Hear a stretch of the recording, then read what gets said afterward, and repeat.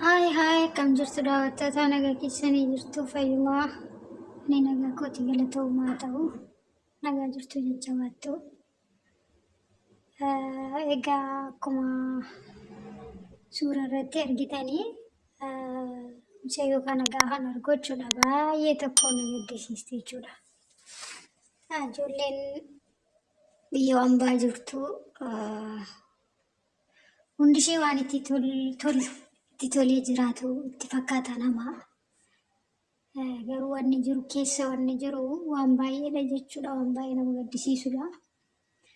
Mucayyoo kana viidiyoo ishee argeen ture jechuudha. Viidiyoo madaamii ishee waraabdee sooshaal miidiyaa gubbaatti gadi lakkifteettu jechuudha.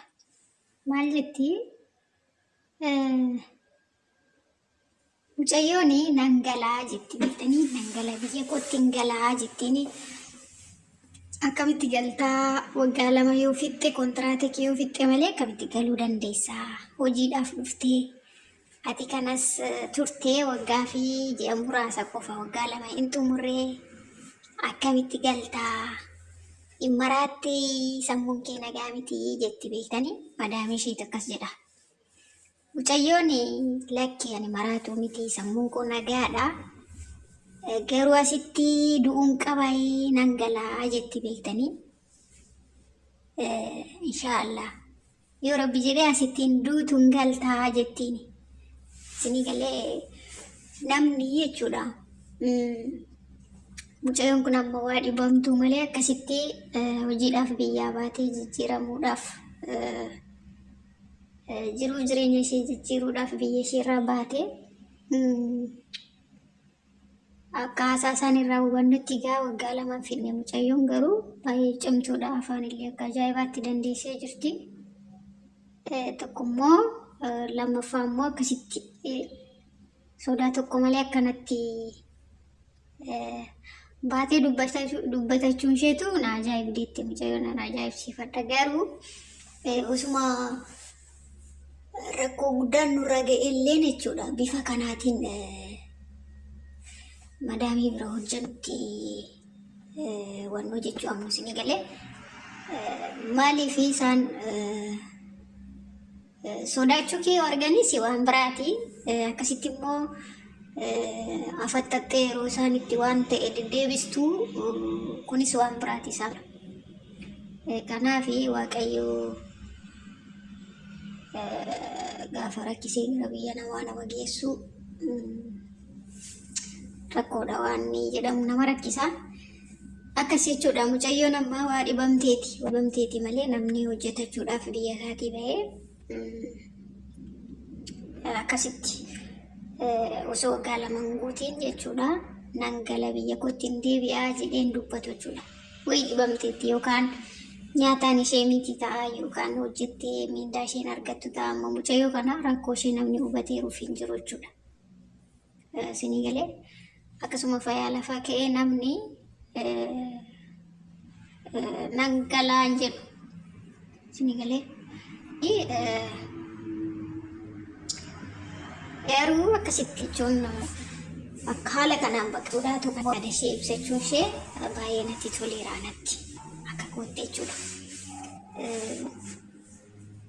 Garuu iddoo kanatti osoo hin taane ijoolleen keessumattuu warri keessa tuttuftanii hojjanii maal jettanii isinitti bartaniittu.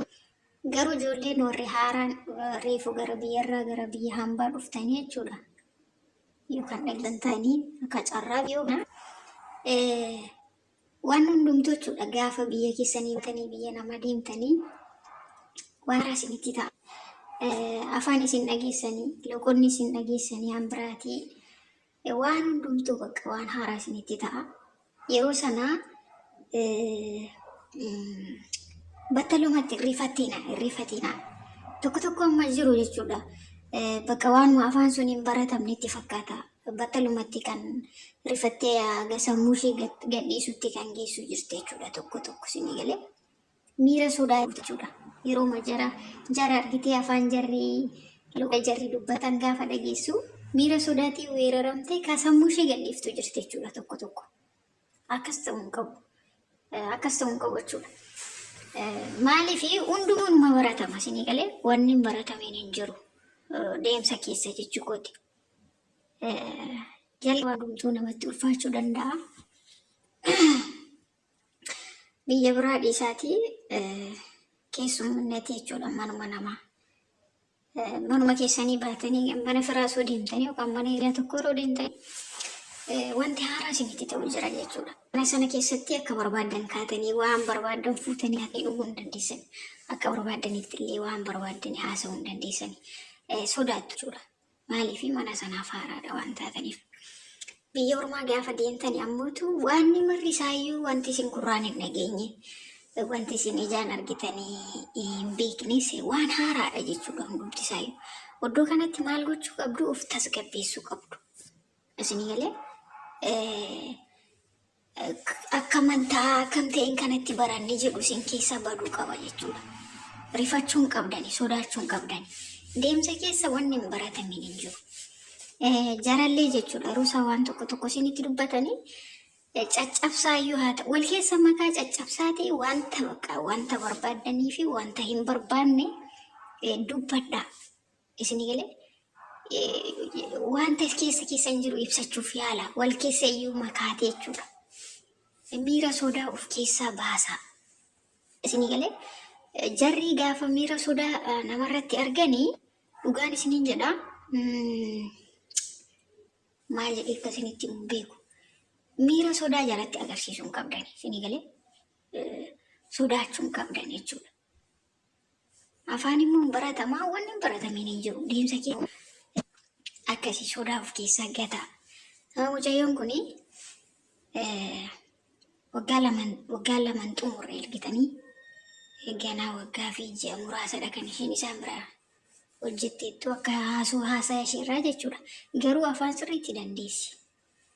Ati maraattee jetti argitanii maraatuu fakkeessuudhaaf dirqamaa mucayyoo fayyaa jirtu maraatuu gochuudhaaf yaalaa jirti jechuudha madaamtittiin. Mucayyoon garuu ani fayyaatti maraatuu miti garuu biyya koo galuun barbaadaa jettiin. Kanaaf Waaqayyoo obsa isiniif haa kennu. Waan guutan hundumaa immoo hubannoodhaan godhaa yeroo gootanii.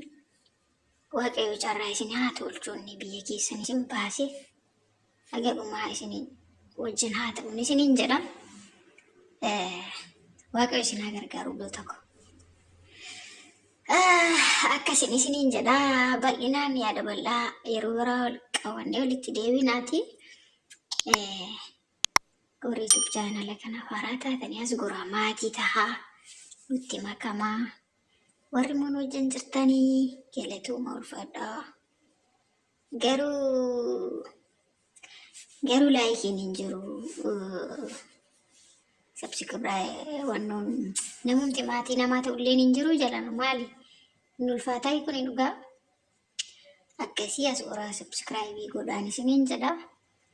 Obboleettii keenya Waaqayyo ishee haa gargaaru. Marsaa lammatarree viidiyoo argeen ture. Ani fayyaa kootii amma waan hundumtuu sirratee raka jedhu waraabanii gadi lakkisaniiru. Ammalleen yaa'u wayii doorsisamaa jirti yookaan ammoo sodaachifamtee viidiyoo sana hojjechuu dandeessi.